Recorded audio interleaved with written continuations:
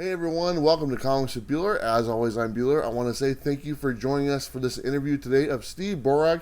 He's the president of CBCS and kind of the godfather of comic book grading third-party services. He started this whole thing with a handful of other people. We get a chance to sit down and talk to him today. We asked him everything from does the COA help verify a signature, or does the little peely thing on a Marvel comic book, if that's missing, does that count against your grade? Everything in between we talked about on this video. I do want to apologize to you guys and to also Steve. The audio on this video is a little suspect, to be totally honest, but you know what? We tried the best we could. All right, let's not waste any more time. Let's go ahead and jump into this interview. I hope you enjoy. Hey everyone, I'd like to welcome you here, and we have a very special guest. We have Steve Borock, who's the president of CBCS. How are you doing today, Steve? I'm doing great. How are you guys doing? I'm doing good. Bob, how you doing? I'm doing awesome. Really been excited about this interview, and so let's get to it. Yeah, this is going to be a great interview because this is the godfather at grading, best grader in the world. I don't know. I've used that. I might have called him that in a previous video or something. I don't know. But you know what? Let me just get a little bit of the history of Steve for a second so our viewers will know exactly who we're talking to right here. So Steve, CGC, back in 1999, you were the primary grader expert, correct? Yes, and restoration detection expert. There you go. And you established the standards for third-party grading, right? Sure. Along with Mark Haspel, we took the top dealers and top collectors and went to everybody, said, grade these books. We had a stack, and we took an average and figured out what everybody is trying to figure out. So without you, we're not doing this grading thing, without you and a handful of others. But without you, this conversation is not happening around the world, right? I guess not. There you go. Then in 2009, you were the senior consignment director for the Heritage Auction House, correct? Yeah, I brought in millions of dollars worth of original comic art and comic books. It was a fantastic gig. I saw stuff. I brought in the McFarlane collection to Heritage, Nice. which was, the Spider-Man 1 cover and the Spidey cover that went for 650-something thousand, I think. That was crazy. And you had mentioned earlier that you had your hands on some Action Comics #1s, and those sold for quite a bit of money, right? Oh, absolutely. Sure. And I've even owned 2 copies of Action Comics #1 myself. Was it Nicolas Cage's copy? One of them was, yes. Was it really? Yeah, the second That was a joke. Wow. That's amazing. That's absolutely amazing. Really funny. It hit my grading desk, and I said to Mark Haspel, "Isn't it my old copy?" And he's like, "Yeah, this is your old copy." And I'm like, "That's cool. It says Nicolas Cage collection." There you go. I had no idea. That's awesome. So you are the CBCS founder, president, head grader, and finalizer. I got all. Is there one I'm missing, or is that everything? Oh, you got it all plus some. That's awesome. So, like I said before, are you the world's greatest comic book grader? I mean, is there anyone else that's up there on the Mount Rushmore besides yourself? I'm sure there's plenty. But nobody can think of it, right? I don't know, man. We're all speechless, so there you go. Well, Steve, we got some great questions to ask you today. We have a bunch of stuff that our audience has asked us over the last couple of weeks, and we got a bunch of different categories to go over. We're going to go over your famous signature series, which is pretty much the talk of the town. We're also going to go over why should I use CBCS, and also your labels, cases, the turnaround times, a hero initiative, which is very special to both of us, and also Bob, and just some other random things at the very end. Does that sound good? Sounds fantastic, man. Let's get rocking. All right, let's get to it.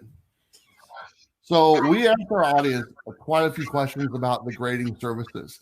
And the main thing that people wanted to know was your signature series. Can you talk about that a little bit? Well, sure. We have 2 different kinds of signature series. One where it's witnessed, just like our competition does. We have somebody witness a signature, they send it in, and we certify it as a real signature. And then there's the signatures that have never been witnessed. And that's what's really exploded for us. our verified signature program. And that's where we have an alliance with BAS, Authenticated Services, who are the top in autographs. And these autograph experts check out the autograph and decide if it's Jack Kirby or if it was Roz Kirby or somebody else. Sure. But it's really cool that you can get stuff certified with verified signatures that we didn't have this before. And it's taken off like wildfire. Now, on that point, you're really the only company that offers this service.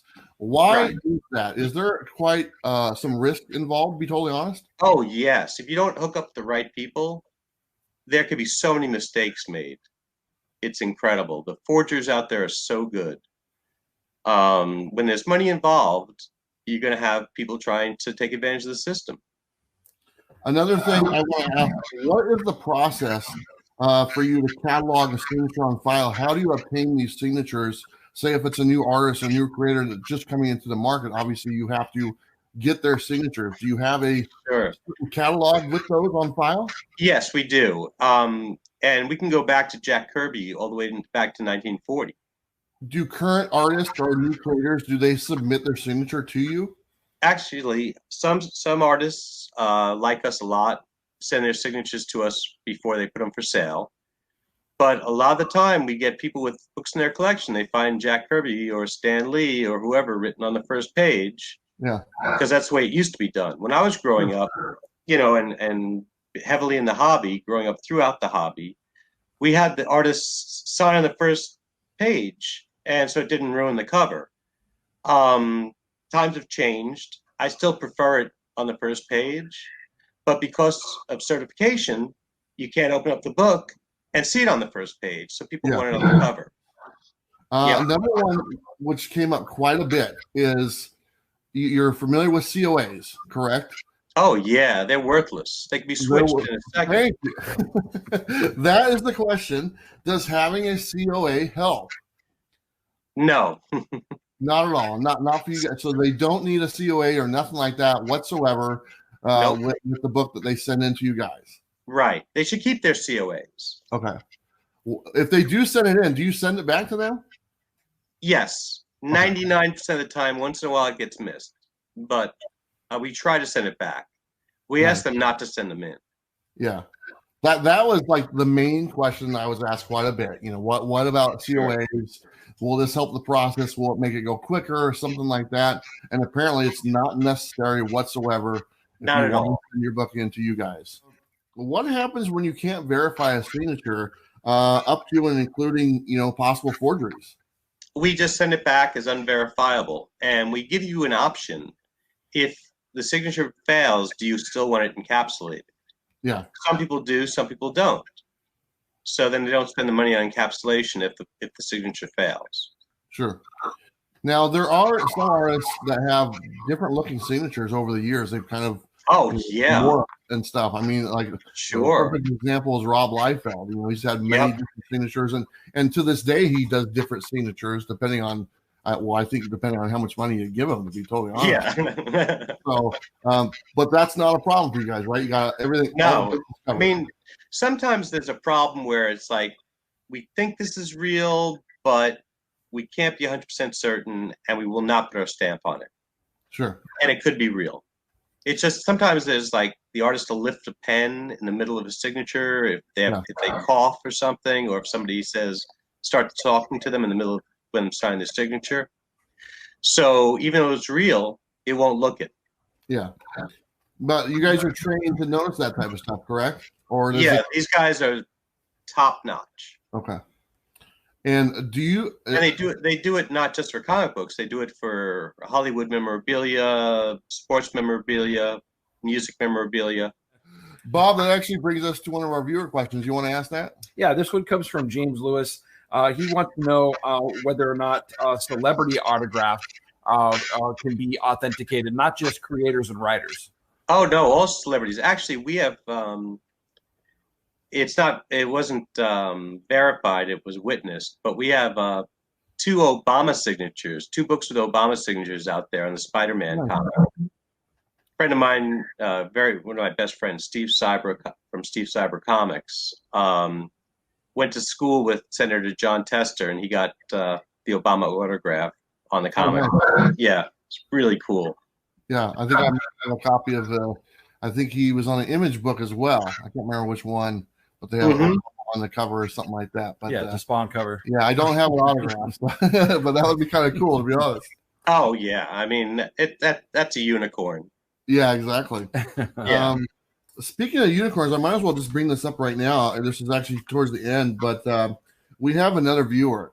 He asked a question. His name is. We got some pretty creative names for our viewers, but his name is Constipated in Sin City.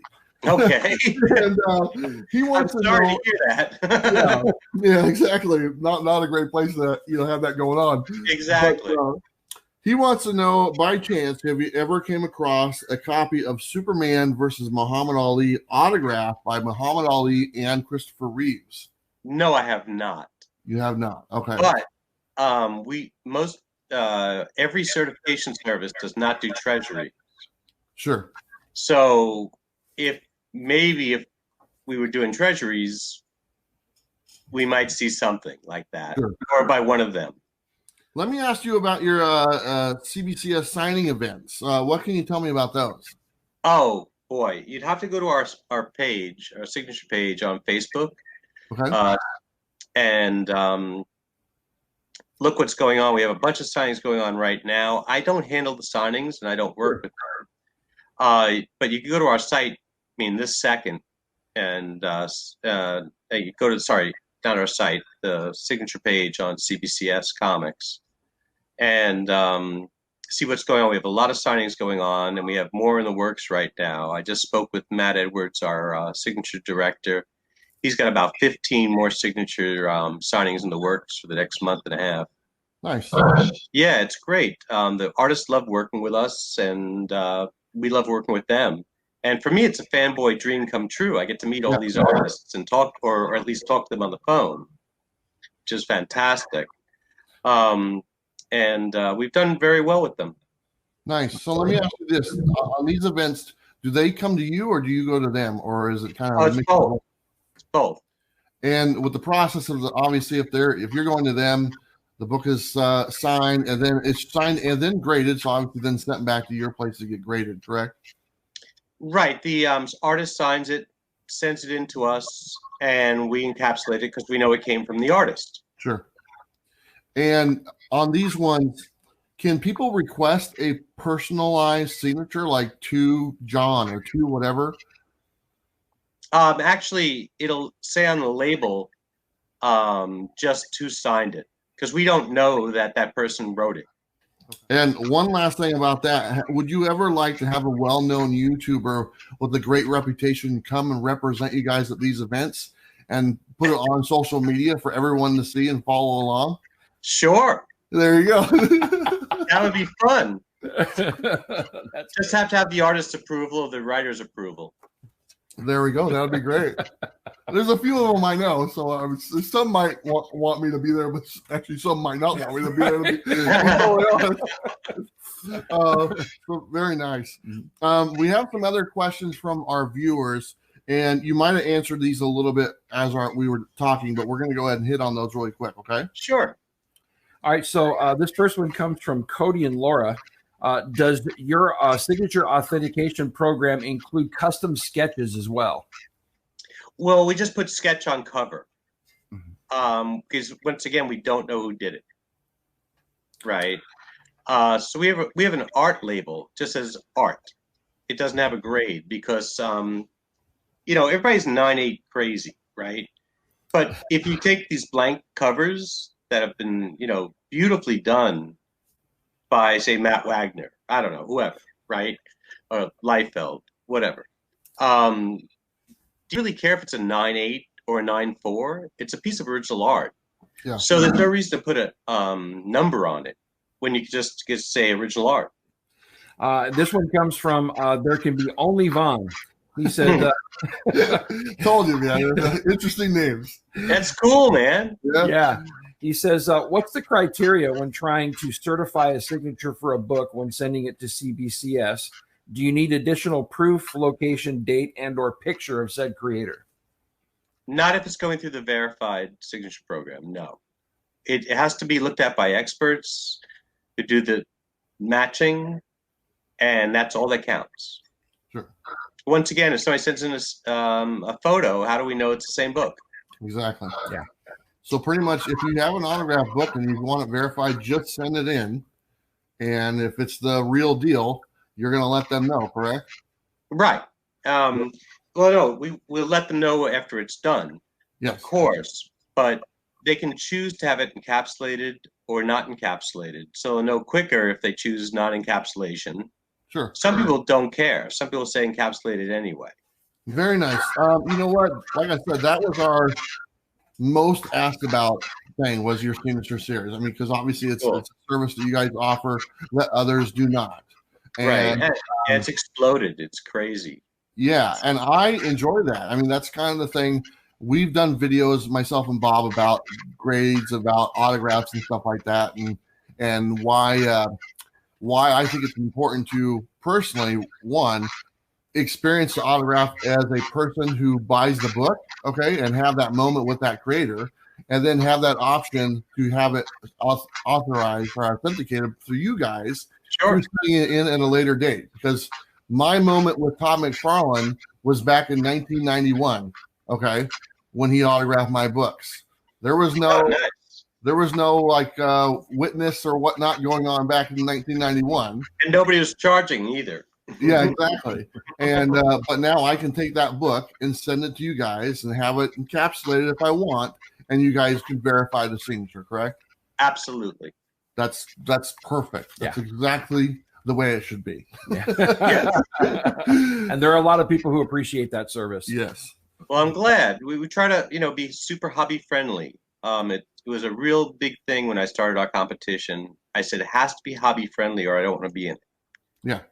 And I don't think they're as hobby friendly as I want them to be. I know they're not. That's one of the reasons I left. Yeah.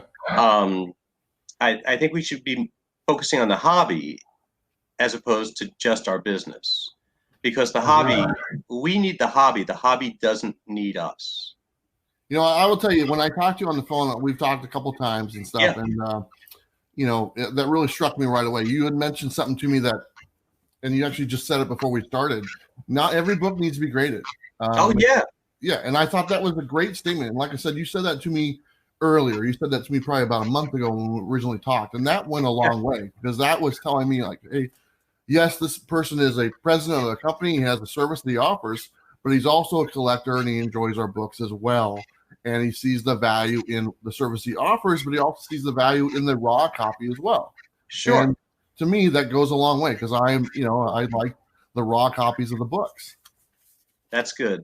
I mean, look, everybody collects the way they want to collect. And we started certification with a different mindset of how it ended up. We thought that we'd only be getting vintage books, being checked for restoration, make sure the grade was close to what the people were selling it for, high-end books. It morphed into something completely different where people are 9.8 chasers on moderns, especially. But people have become 9.8 chasers in every era and try to find a 9.8 Action 7. It's not going to happen. If you're lucky, if you find a 3.0. So our next topic was the second most asked thing, and it was pretty basic, and we'll get into more detail as we go along. But the basic question was, why should I use CBCS? Okay, well, I've been doing this for a long time. I run a pretty strict ship. And I mean, we're hobby friendly.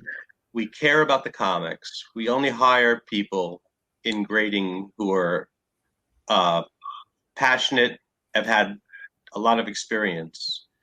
We don't just throw bodies at books to get them out the door. No. We really care about it. I really care about every grade I put on that book. I understand that I have to give it the best possible grade so the person will be happy, but I have to give it the best possible grade without being raw. which is really important. And that's a tough thing to do if you care about the hobby. If you're saying to yourself, it's a 7 or a 7.5, whatever, I'll give it a 7.5. Yeah. That's not the way to grade books. You really need to pinpoint every defect and figure out what's acceptable to our hobby. Not what's acceptable to you, but what's acceptable to everybody. I think that's very, very, very important. Is your grading process the highest standard in the industry? I hope so. Okay. I'm not at the other places. I know by most of the places that we're much higher. Yes. Okay. But with our competition, I'm not there. That's an unfair question to ask, actually. But you stand behind what you guys have. And if absolutely. And from what you just said before I asked that question, your standards are very high, and that these books that you grade and the time that you put into these books live up to that personal standard that you have set. And from the sound of it, you pass that along to the team that's involved in grading all these books.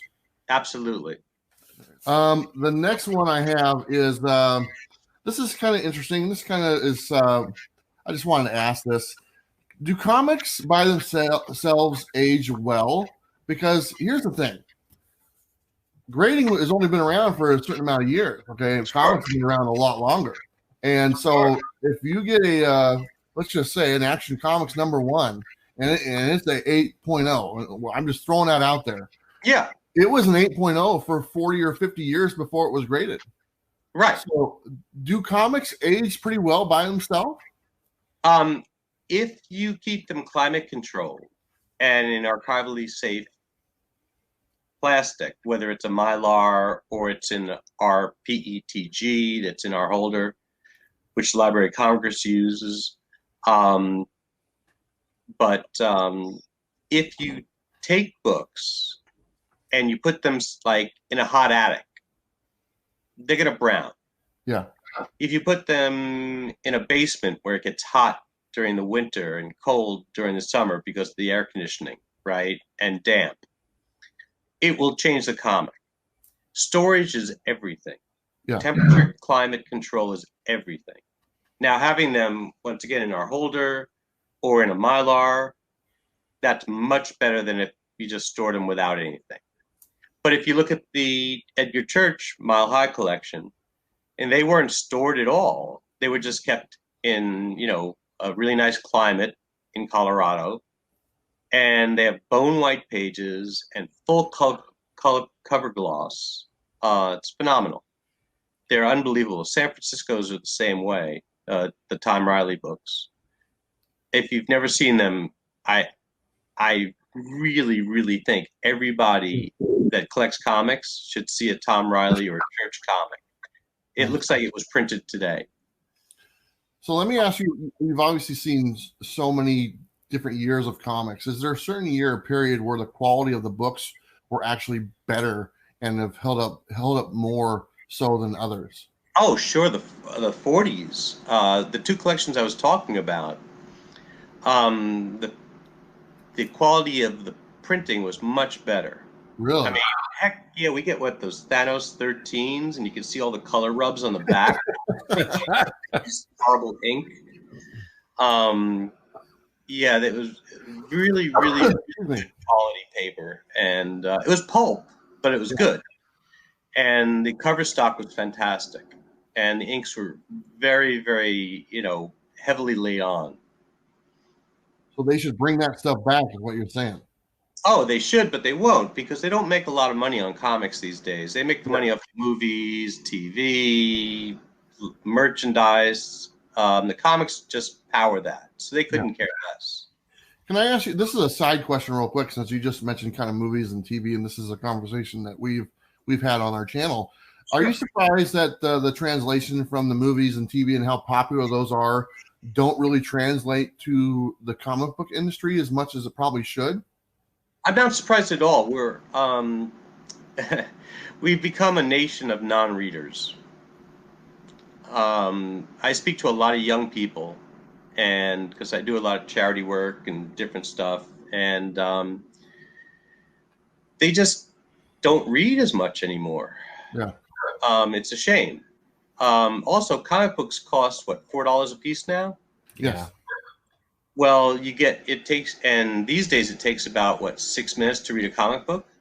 So you could spend $10 renting a movie or $5 renting a movie and have 2 hours worth of entertainment. But you can spend $4 and have 7 minutes worth of entertainment. Yeah. There's a real difference. I think back, when books were 12 cents, they were real cheap. There's no comparison. I don't believe there's a comparison in inflation where it's supposed to be $4 today. So, Steve, you had mentioned the collections in Colorado and San Francisco. I'm assuming that those are collections that would be considered Pedigree collections. Well, they are Pedigree collections, in the top 2 Pedigree collections in the world. Can you kind of explain what a Pedigree collection is? And I'm assuming, if I remember right on your website, there's an actual different label that's put on Pedigree books than other books. Can you kind of explain that as well, please? Oh, no, it's the same label. It just, on the label, it notes which Pedigree it's from. Oh, okay. Right. So a Pedigree collection, first it has to be original owner collection. In other words, they didn't buy it from a friend. It all came from the newsstand or the comic shop, because there's no newsstands basically anymore. Mm-hmm. But they has to be very deep, and has to have the keys, has to be high grade, nice page quality. And when I say deep, I mean deep. The only one that's not so deep is the Denver copies, but they were all number 1s, right? Or keys, like Detective 27. There's only 50 in existence of those books, but what a collection. Wow. Just fantastic. What's it like going through something like that? Oh, it's a dream for a fanboy like me. Come on, what would it be like for you guys? Well, we go through 50-cent boxes, so it's quite a bit different, man. Man, 50-cent boxes are cool. But that's good to know. I mean, you've been in this business for so long, and to hear that you're still a fanboy, that you have a passion for comics, I think that's just absolutely awesome, Steve. Yeah, I still read comics. I don't buy the floppies, I buy trades. So I'm 6 to 18 months behind on everything. Yeah. But I'm having a blast. Like right now I'm reading Justice League Black Hammer. Oh, it's nice. Great. Very nice. Really fun. I have another question here for you. With different grading companies like PGX, CGC, CBCS. I don't consider PGX a grading service. I figure you might say something like that. Here, we're in Oregon, our neighbors right down the street. I'm sorry. That's all right. We've actually, I will just say this, and this is, like I said, I've never used any services, so I don't have any personal information on anything. Right. But I do get people ask us about PGX, because we are in Oregon and they are here as well.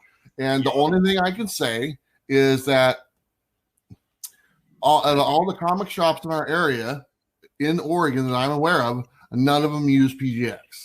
And that's really the only information I can provide on that. And I think there's probably a reason to that, to be totally honest. Absolutely. I mean, PGX has had a big lead in years on CBCS, and we're just blowing them out of the water. Yeah. There's a reason for that. Yeah. I mean, I have one PGX book in my collection. It's because it's a Black Knight number 5 Atlas. In the corner, the bottom right corner of the book, it goes black, brown, black, and somebody took color touch and in black and filled in that line, so you could see that line going through the brown. Yeah. Just from the holder, and they had it as unrestored. Oh wow. I keep that to show people, because if you can't see that before you certify it, there's something wrong. Yeah. Well, including them into the mix, and also there's the place in Florida, EGS, I believe what it's called, you Yeah. guys, and CDC. Why do you think there is a price difference between the resale market of the slabs? Well, because CGC has been around for a long time. They had a 15-year start on us. And there's people very loyal to them. But if you look at the auction houses, our stuff is getting a little under, the same, or a little over. Sure. If you look at Comic Link or Heritage, any of the real good auction houses. Yeah. But the other reason is that they have something called a registry. Mm-hmm. And people compete to see who has the best set of books. So they're always going for the highest grade they can find, and they're spending more money just to say, same reason people buy a Porsche, right? Sure. I have the biggest one, but we're going to have collector sets as well real soon. We launched our census, so now we can actually do collector sets, which people call the registry. Nice. Yeah, I'm really excited about it, and so is everybody else. Has it not launched yet? Not yet. Soon. Okay. Do you have any time frame at all? No, if I knew, I wouldn't say soon. Okay. There you go. Hey, Bob, you got some viewer comments. Is there? You want to answer those? Absolutely. This one comes from Juan Ramon Pau. He says, I'd like to ask CBCS if they've ever thought of offering just encapsulating service and non-graded. We're talking about that right now, actually. I personally, and this is something I've said many times, I don't really care about the grade of a book. That's never been an issue for me. I actually like some books with a little wear and tear to them. I think it gives them character, to be totally honest. Sure. And why not? I would like to have books encapsulated without the grade. I don't need the 5.0 or the 9.8 or what they're on the top. So I think that's a great market or area that people are looking for, because they just the grade doesn't really mean anything. It's just the fact they want to encapsulate the book. Now I know there's some do-it-yourself type stuff that's available right now, but it would be, to me, I would much rather send a book off to you guys. Well, right, because you know that the interior well is made of PETG, so it's archivally safe, and you know that our outer shell breathes, so the book breathes as well. Nice. Well, didn't know you'd answer that. I thought maybe you're like, no, because a lot of times I've talked to people, no, we're not doing that. So it's pretty nice to know that you guys are talking about that. So I'm looking forward to seeing that possibly in the future. I kind of figured it would be a natural progression, since on sketch covers you're not actually putting a grade on it as well. So that's kind of a service in its own, right? Right. I mean, we want to be hobby friendly, right? As I mentioned before. So if a large part of the hobby, or a decent part of the hobby, wants these books encapsulated without a grade, I don't see why not. That's cool. Awesome. I'd like that a lot. We had a custom label. It says "Comics with Bueller's Comics" or something. There you go. It depends on how much scratch you give me. All right, you got another one there, Bob? Yeah, this one comes from DGG Danny Boy Poi from Peru. He says, what would be the average cost of getting a modern or Bronze Age comic slabbed with or without signature verification? So from 1975 on, without membership, it's $14. With a paid membership, it's $12, and you get other things along with that. All right. So the next one comes from Elvis Predley. He says, I thought he was dead. He says, does CBCS include the grader's note so we can see what the grade was based on and not just take my word for it type mindset? Not only do we give grader's notes, we give them for free, 100%. But not only that, on the back of the label is a QR. And if you use your phone and a QR app, it pulls up the grader's notes. So if you're at a convention, or your friend just brought it over, you can actually pull up the grader's notes just by scanning the barcode. That's pretty amazing, actually. I've been kind of surprised at some of the other services on how just they're not forthcoming they are with graders notes. And so we're very, very, very forthcoming. It actually takes us too long to grade a book because we put in enough graders notes. Wow, that's really good to know. Okay, thank you very much. The next one comes from J.N. Koch. He says, what would you say the biggest obstacle for CBCS to be the leader of the industry? I don't know yet. We're still brand new in a way compared to our competitor. I think when did CBCS start? Well, we started in 1999, but when we opened it, it was officially January 4th of 2000. Okay. So they have a pretty big lead. The first one in usually gets the lion's share. That's just how life works. But we've been chipping away big time, where they're doing a lot to try to keep us down, which is really a sincere form of flattery. Yeah. I got some other questions here on just the grading in general, and as far as the process goes. One thing there is, when you're grading a comic, there's the human aspect. Okay, I mean, there's a human grading that book. It's not mechanical. It's not a machine or nothing like that. It's a human doing that, and humans make mistakes, and there are errors that happen. That being said, I don't know if you watch many YouTube videos, but people will do unboxings, and there's nothing more devastating when you see someone open up their box and they get a 9.6, and they really wanted that 9.8. You can see it on their face; they just die inside because they really. Look, there's human error, but it's rare because we have grading standards and everything. But most of the time, people are just mad at nickels for not being dimes. Yeah. Everybody thinks what they have is great. Me too. Yeah. I'm not, even though I know and that's what's great about third-party grading, is that the seller is looking at it as what's really, really wrong with it. And the buyer, I mean, right? And the seller is looking at it, what's really great about it? Right. So the third party is impartial. We couldn't care less what the grade is or what the book is worth. Yeah. We just grade the book based on its merits. And so that's what's wonderful about third-party grading.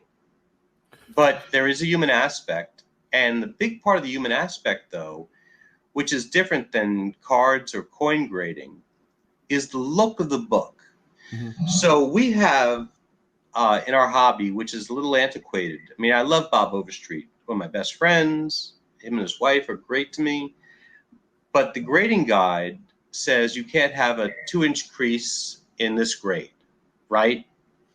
But if the 2-inch crease is on the front cover and breaks color, or the 2-inch crease is on the back cover and doesn't break color, then the one with the 2-inch crease on the back cover, if 10 out of 10 people are going to pick that book every time, that has to be a better grade than the 2-inch crease on the front cover that breaks color. Yeah. So you have to look at the book in an artsy way too. So it's not just strict standards. It's also how does the book look to everybody. Now, what is the possibility? Say you get that 9.6, and obviously there's pressing or cleaning or whatnot. Does pressing make that big of a difference? I mean, sometimes it can be gigantic. So if I have a 4-inch cover crease that doesn't break color, and it comes out, it can go from a VG to a VF. Nice. Which is nuts, right? But there's so many books out there that have non-pressable defects that people think will press out. But if it breaks color, it will never press out. Yeah. People need to understand that. I see some books, if there's a lot of color breaks. I mean, maybe if the book is water damaged and it's wavy and has color breaks, well, that'll get the water damage and the waviness out of it. But it's not going to take anything that breaks color out of it. And you also be careful of who you press with. There are so many YouTube pressers, so many pressers that, yeah, they get you an upgrade by half a point, but it could have went up by 1.5 points. Yeah. Or they ruin books. We see pebbling because they refuse to change out the paper that they use, and it starts to pebble the books. They don't care. They don't notice. We see it. Yeah. They don't. Interesting. That's actually something that Bob and myself have talked about, like actually getting a press and trying to learn the craft ourselves. Well, you're gonna ruin about 1,000 books. So get about 1,000 really cheap books. Yeah. But it'll be worth it in the end. Yeah. But you're gonna ruin a lot of books. Well, I got a bunch of cheap books I can ruin, so that's not a problem. And Portland has no shortage of 50-cent pins either. There you go. Yeah, but that's what you work on, right? Yeah. And then you learn how to press those books, and then you move over to Silver Age, which is not in the 50-cent bins, right? And you start to work with those, and then move on to Golden Age. How rare are a 9.9 or a 10? They're unicorns, you know. Yeah. I mean, when they come off the press, they're usually very good, but the shipping kills them.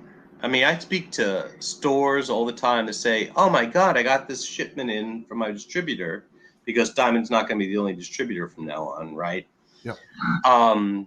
And, you know, the corners are all crunched. They didn't put any packing in there. It's a shame. But, you know, Marvel, DC, and distributors do not care about the collectible market. They just see it as something for people to read and to help launch movies and TV shows. Can you remember the last one you did? Oh, I did one the other day. Did 9.9. Sure. Oh, right. I mean, but I also do, and we also got to remember we grade thousands and thousands of books a week. Yeah. I mean, can an individual person, I mean, I don't know how they would do this, but could I go into a store, okay, and with the knowledge that you guys have or something like that, could I pick out a 9.9 candidate?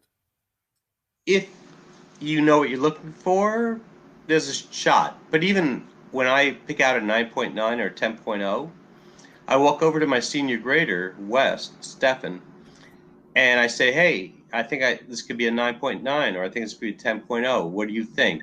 Am I missing anything? Yeah. I don't just give it that grade. I've also heard that here lately in the last couple of years that it's become a little easier with some of the cardstock comics that have been coming out. Sure. Yeah. When they came out with the lenticular covers, DC, at that massive lenticular cover runs they were doing, 9.9s and 10s were like flying out the door. Yeah. Yeah. I wouldn't mind having a 10. Yeah, I wouldn't mind it either. A gem mint. Never had one. You can find those on eBay.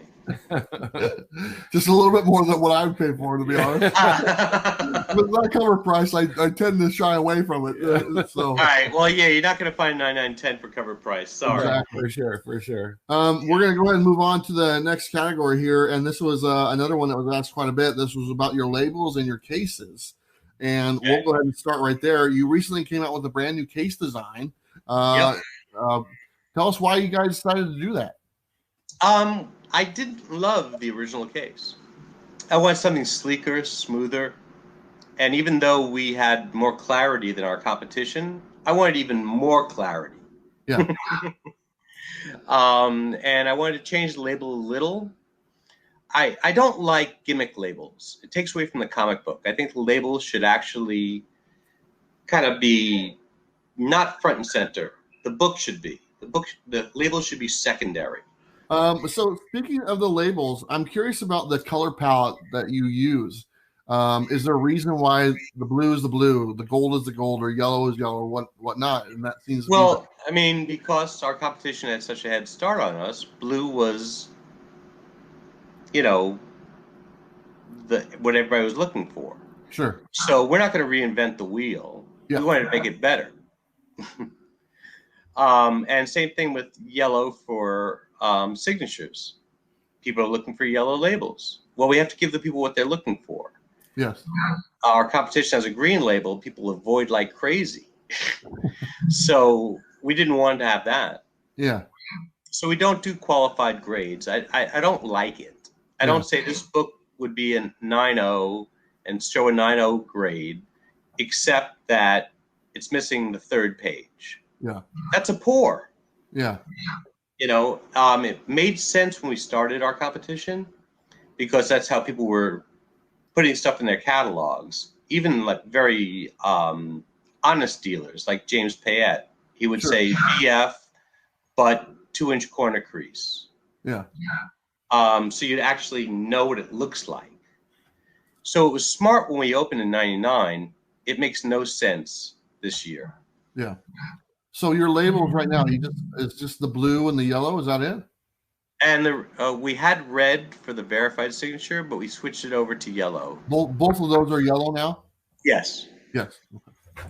And with the new cases, do they have a lifespan at all? I mean, does the plastic? No, we don't need to put micro chamber into our books. Okay. Because we use PETG.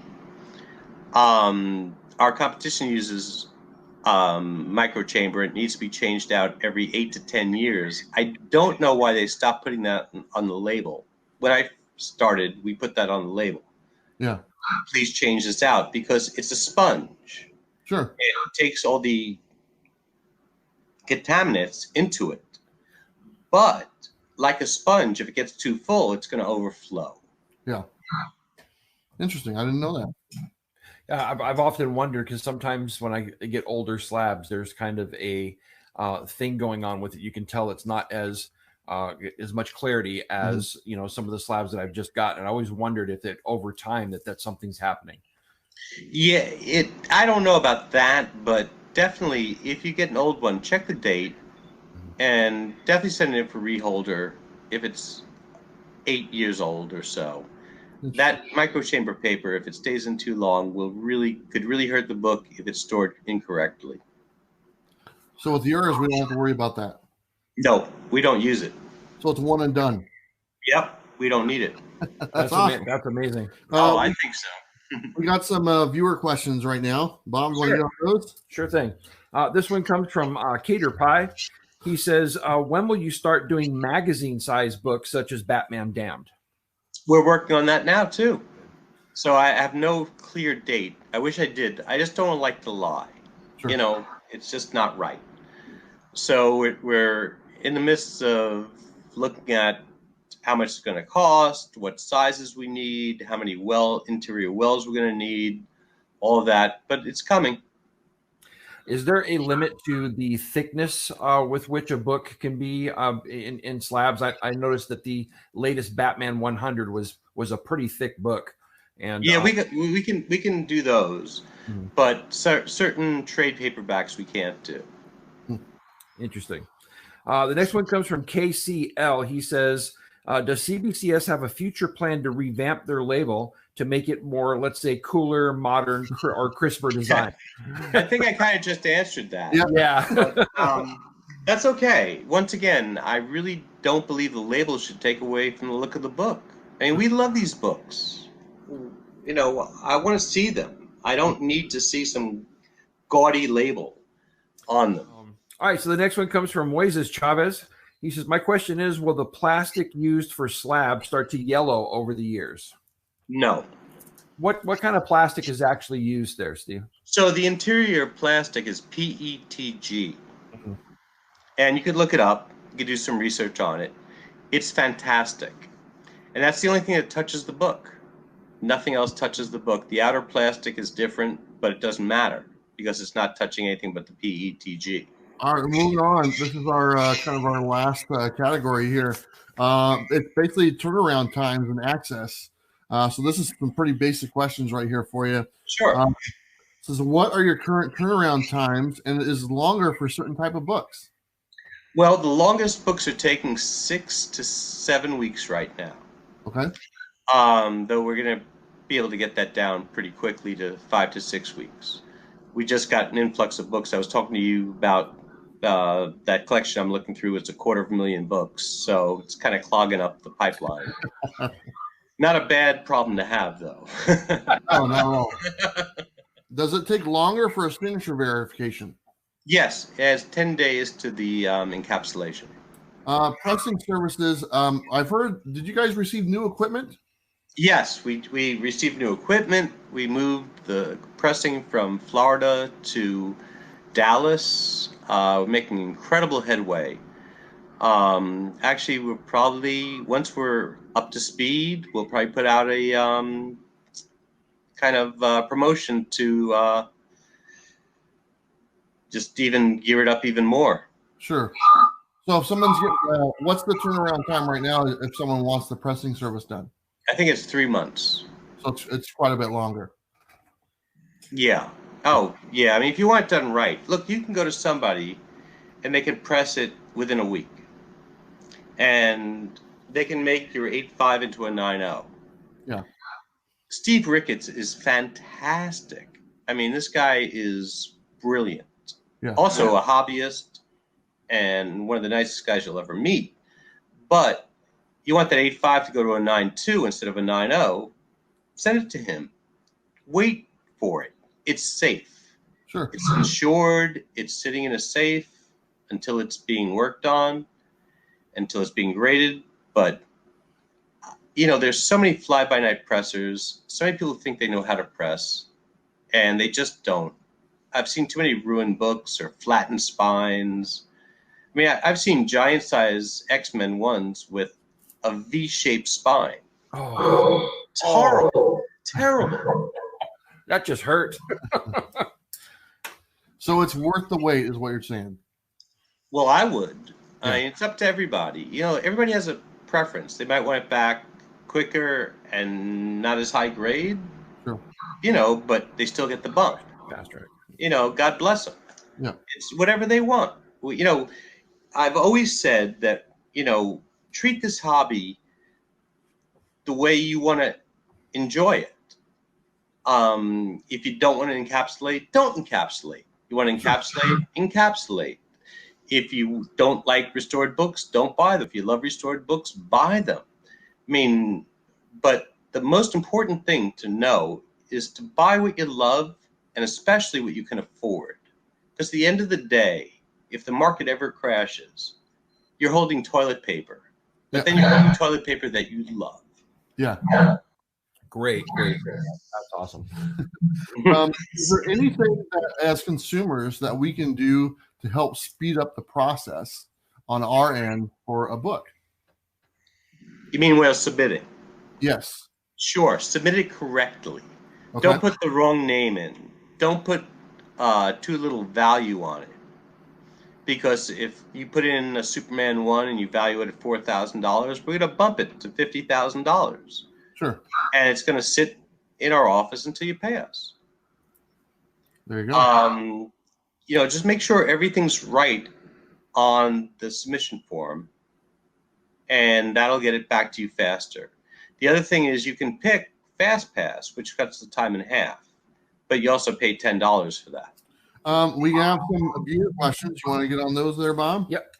This one comes from Brandon Allard. He says, can we get a Canadian grading location? I'd be willing to switch to CGC if I could cut out the international shipping cost. I know I'm not alone on that. And I'm sure he's not. We have a drop-off center in Canada, in Oakville, which is really cool. People use it all the time, but there's no way around customs. I am sorry. You know, governments take what they take. I can't do anything about that.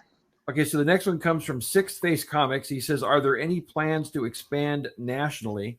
It seems there should be a grading company with multiple locations across the country. Well, you can't have that. That's the problem. So we have a grading team, and we work together. So let's say that we open one on the West Coast in California, right? And let's say that their primary grader hates water stains more than I do, or likes creases more than I do. the grading is not going to be consistent. What's really important, and what we're hearing all the time about our company, is that we're very consistent. You want consistency in grading. Why would you want to change that? It doesn't make any sense. Yeah. So no plans. It sounds like we're more keeping it all right there. Now, like I think you said earlier, you guys just moved to Texas, correct? Well, we moved 2.5 years ago. 2.5 years ago, yeah. Yeah. So that's where everything is going to Texas. Everyone's sending their books, they're going to Texas, right? Absolutely, everything goes to Texas. There you go. Everything's bigger there, I guess. Yep. Yeah, I'm a New Yorker originally. Yeah. I don't like Dallas. That's great. You want to get the one from Roberto? Yeah, these are some of my favorite questions here. Roberto Ligotti says, Overstreet has published a book on how books are graded and the terms. Will CBCS ever come out with a book like Overstreet has published, or at least a video on how to grade and what to look for? Well, first of all, on our website, we have our standards listed, just like Overstreet does. And we used Overstreet, as well as the top collectors and the top dealers in the world, to come to our grading standards. I can't talk enough about Bob Overstreet.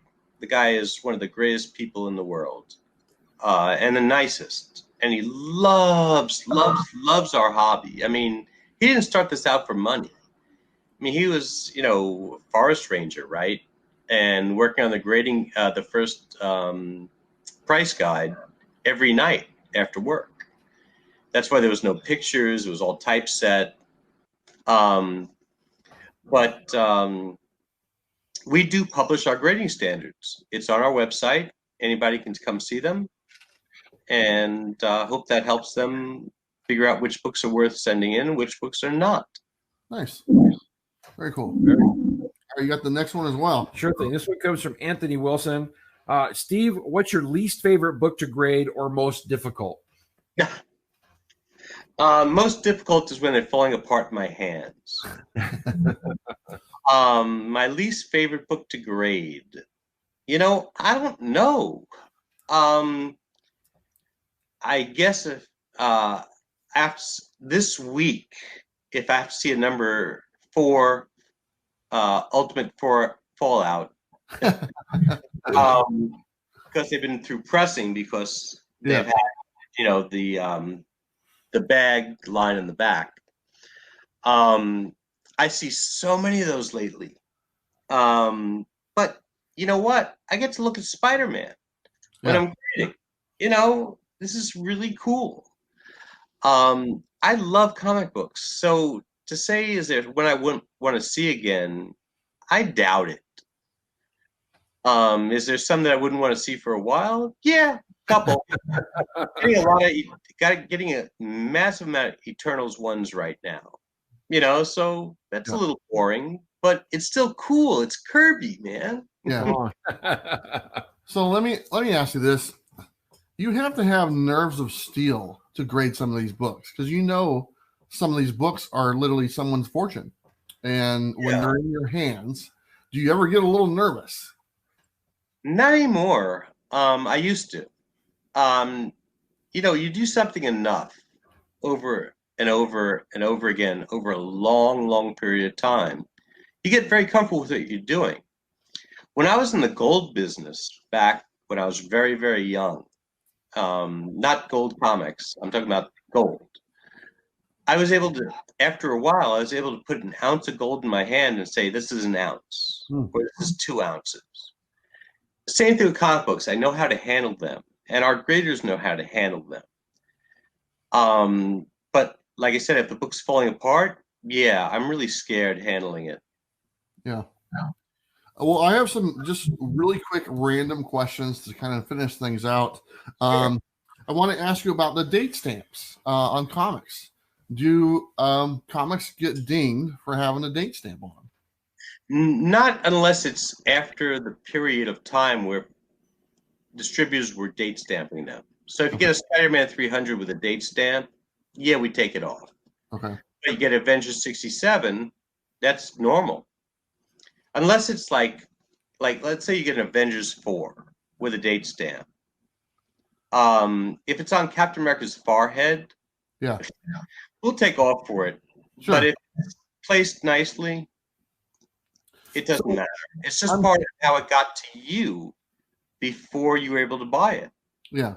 So I'm curious why that is kind of the exception for the rule, because obviously that's not published in the book. That's not something that's printed on the book. That's something separately that's stamped on. Right. It came from the newsstand that way. Yeah. You could not have bought that book without it. Sure. That's why the exception? Sure. Nice. All right. And this one is actually something I asked you before, but I'm going to ask you on camera now. Okay. Marvel has digital codes in their books, and they got that little sticker thing that you peel off. Yes. If that thing is missing, does that go against the grade of the book? Absolutely. Oh, you're killing me, man. Hey, man. It was printed on the book. It came with the book. Yeah. That's why the book was printed. Sorry, everybody. I went on record saying, no, it should not matter if that's gone. Because those, my thing is the digital code expires after a certain amount of time. And it's. Absolutely. But the piece that was on the comic book is now taken off. Exactly. All right. Well, you just burst my bubble there, Steve. Sorry. What do the kids say? Sorry, not sorry? Yeah, exactly. Right. Here's another one. This is just a little simple question. So what about the books that were polybagged? Like, just for example, X-Force #1 was already bagged from Marvel. How do you accept? Do you take those out of the bag? And if so, do you put it required? It has to be taken out of the bag before it reaches you. Yep. Okay. Or we take it off. Sure. But we can't grade a book. We can't look inside it. We don't have to stay rusted at the centerfold. Yeah. Right? It has to be taken out. Sure. I had a friend of mine. He was actually on our show, Ryan. He sent in hundreds and hundreds of copies of the Action Comics #1 facsimile, the Loot Crate edition. They were all bagged. Oh, and yeah. He got a very nasty message back from the company saying that it wasn't your company, but they were very upset that they had to unbag all these books. Took them forever. That's weird, man. Well, he sent in like 400 of them. Right. But he would have had to send them in a bag and board anyway with tape, and then they would have had to take the tape off anyway. Yeah. What's the difference? They weren't too happy about it. They did it, but they said if he were to submit any more, they're not going to take them. That's really weird because it takes longer to cut tape than it does to cut the top of the polybag. Yeah. So I don't understand. I don't know. For one, I was surprised he sent so many books in, to be honest. But hey, I wish he sent them to me. Yeah. So I'm assuming that those books that came in polybags, some of them had those trading cards inside of them. All right. And so if those come to you and you take the bag off, what do you do with the trading card? We send them back to the person who sent them in. Nice. Just like the COA card. That's good to know. Yep. You know what? That's pretty much all our questions there, Steve. But, I want to take a minute to talk about something that's very special to you. And I'm going to kind of give you the floor. The Hero Initiative. Ah, yes. Thank you. I know you wanted to hit on that. I've actually been involved with the Hero Initiative. I've done some charity events for them. I've had Howard Chaykin on the show. He's part of the Hero Initiative. He's great, but he has no filter. Yeah, you are absolutely right, Steve. And I found that out backstage before the interview. Yeah, we have a local branch of the Hero Initiative here as well. Yeah, I was in a car with Howard in New Hampshire, and he was telling a story that I wouldn't tell to anybody. And I said, Howard, you have no effing filter, do you? He said, no S, idiot. That's funny. Yeah, he was a very interesting guy by far. But what's your involvement with the Hero Initiative? Well, I'm on the board of directors. I'm on the part that handles bringing in the money. Right. But the Hero Initiative is really, really, really important to me, and it should be to everybody in our hobby. it gives back money to creators that we've been making money off of and we've enjoyed and loved that have no money. We pay for hospitals, food, rent, all sorts of stuff. And what's really cool about the Hero Initiative, and I didn't join it right away, I checked it out because most charities are BS, where the guy who owns it says he has $100,000 salary, so the first 100,000 goes to him. We have 2 people on salary. They only got health care a couple of years ago. And our office is the coffee shop around the corner. Oh, wow. So there's no rent. Everything goes to where it's supposed to. It's an amazing thing. And I always say that if I needed charity, I would take it. So if I would take it, why shouldn't I give it money, swag, or my time when I can? Yeah. Because God forbid I ever need charity, I would hope people would help me the way I'm helping other people. Yeah. We need to take care of each other on this planet, not just in our hobby, which we do, but just on the planet in general. It's very important. Now, one of the things about the Hero Initiative, you talk about the creators that this benefits, and the reason why this benefits them, let's just say it, in times past, all these things were created and they didn't retain the rights to them. They went to the publisher themselves. So they didn't see a residual for all these great properties that they were a part of creating. This way, the Hero Initiative steps in and kind of takes care of those people that created such wonderful things that's added to our enjoyment. And that's what this charity is all about, to take care of the creators who brought us something so special. And here we are talking about comic books because of what they did. So exactly. For me, I believe that we owe it to them. I'm going to put a link down to the Hero Initiative in the description of this video. So if anyone wants to go to that website, you can donate. There's all sorts of different events. They're normally at your local Comic-Cons. Unfortunately, there's no Comic-Cons going on right now. Yeah. There's quite a variety of people who are involved with the Hero Initiative as far as creators. I mean, it's when you think about the people in the industry, there's some great names. Walt Simonson. I mean, it's great. I mean, there's so many people. And, once again, you were talking about going to the site to donate. I mean, if everybody in our hobby donated $1, just one, there you go, we'd have some money to help people. And literally, I'm just asking your audience, go to their site. If any of these creators, give $2 if you can, give $3. But if you can't, give $1. There you go. And we all spend $1 on something we don't need. And charity is really important. These people really need it. Medical, food, rent. This is very serious. Very nice. I agree. I think it's a great cause, and it's there's only a very few charities I support, and this is one. When I heard about it, because honestly, I didn't even know about it until a few years ago when I got back into collecting. I was like, "That's awesome." I mean, that's exactly what I feel comfortable with. If I have the extra funds to donate, these are the people I want to donate. Because, like I said, they provided me so much joy in my past. This is something I'm familiar with. This is something we talk about.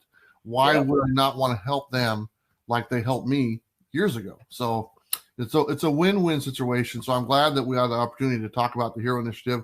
I want to thank you for doing that. Yeah, and I want to thank you for being a part of it. And honestly, everyone who's a part of it, like I said, we have a local chapter here in Portland. Colin, I believe, is the main guy for that. He does a great job organizing the events here in Portland when he does that. But and I'm looking forward to doing more charity events for them. I think I was part of an auction last year that raised like $5,000 or $6,000. It was all straight to the Hero Initiative. So I mean, pretty much people will hit me up and say, "Hey, can we promote this on your channel?" I'm like, "Yes, absolutely, absolutely." Even if they contact me once a year, which actually was the case, but I said, "Yes, come on the show. I'll give you my time. I'll give you my audience's time because it's a great cause. Absolutely. And it's worth it. So, All right. Well, I'm going to give you a challenge then. okay. Let's say 6 months from now, we get some swag from your followers and we put it onto auction for Hero Initiative. There you go. I'll talk. I'll do whatever you need. There you go. Consider it done, man. We've got a great audience. I mean, we've got around 15,000 subscribers. We got thousands and thousands of people that watch us every day. And you know what? The audience is just growing. And we all have the same thing in common. We all love comic books. Yeah. So, you know what? It goes hand in hand. So consider it done. Oh, that's awesome. Let's do that. Yeah. Okay. I'll hold you to it. Steve, I want to talk about one other thing real quick before we go, because this is kind of really neat for our viewers. There's a possibility of a Bueller code for your website. Absolutely. Not a possibility. It's definitely happening. There you go. Bueller 10. You can get 10% off your grading services, correct? For the month of November. For the month of November? There you go. It has to be postmarked before the end of November. Okay. So Bueller 10, month of November, 10% off your grading services for your books. And it'll be for the month of November. It's just the grading service. It's not the shipping and the other stuff like that, because that's a whole nother ball of wax. But the grading service alone, you're going to save 10% off if you enter the code Bueller10 for the month of November. I want to say thank you for that. It might actually make me want to send a book in to get graded. Take advantage of my very first book. Send a book in. How's that? What's that? I'll give you 11% off if you send a book. Oh, man. I appreciate it, dude. You're very generous. That's awesome. I do have one book in my collection that was sent to me. It's a beautiful looking copy of Iron Man #7. And I said if I ever got a book graded, that would be the one. So that might be heading your way to see what happens. So that's a great book. Very cool. Steve, I want to say thank you so much for coming on today. And thank you. About your services that you provide. You know what? It opened my eyes. And like I said before many times, I've never had a book graded, but I'm not closing the door. I want to hear the size, and I'm open to hear what people have to say. I think it's very narrow-minded if you just shut yourself out from something and you don't experience it. Sure. So, But no, I really appreciate you having me on here. It's been really a pleasure. I mean, I love talking to real collectors, and I can tell by talking to you guys, you're real collectors. Awesome. Well, we're not the only ones. Our audience who are watching right now are also. Oh, I know that. And you know what? They appreciate your time coming on here and just helping us wiggle our way through this wonderful world of grading comic books and your expertise. Like I said in the beginning of the show, are you the world's best comic book grader? I'm just going to say it. Yes, you are. Congratulations. It's on you. It's your moniker right now. So there you go. You got it. I don't know any other graders, so there you go. You get it. That's awesome. So there thank you very much. Very humbling. But thank you, Steve. Appreciate your time. And you know what? We'll look forward to doing the auction some way down the future, okay? Yeah, I'm looking forward to it. I'm holding you to it. All right. Thank you, sir. Hey, guys. Welcome back. Hopefully you enjoyed that video. Don't forget to use the code for the month of November. Save some money on your grading services. I want to say thank you to Steve. That was a great interview. I enjoyed everything we talked about. A lot of learning for me. I'm not really a grader, but you know what? I might give it a shot. All right, everybody. Don't forget to like and subscribe. You know what to do. I'll see you next time. Bye.